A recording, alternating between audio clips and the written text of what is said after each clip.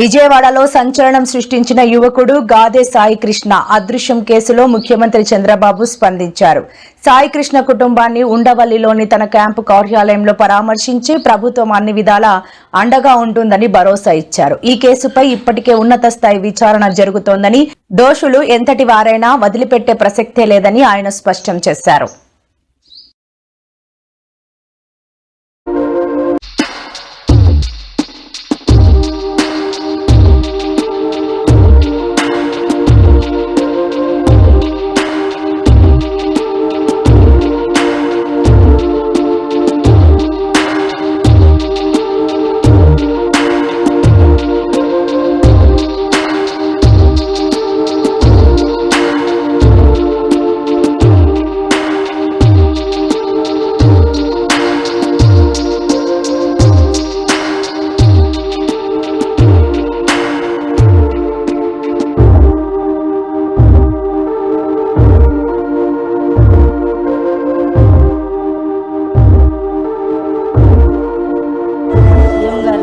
కలిశాను.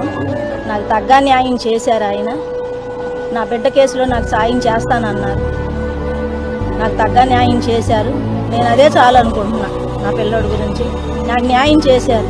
నీకు న్యాయం చేస్తానమ్మా అన్నారు. నాకు న్యాయం చేశారు. అయ్యా మాకు అంతకన్నా అదృష్టం ఏం కావాలి సార్?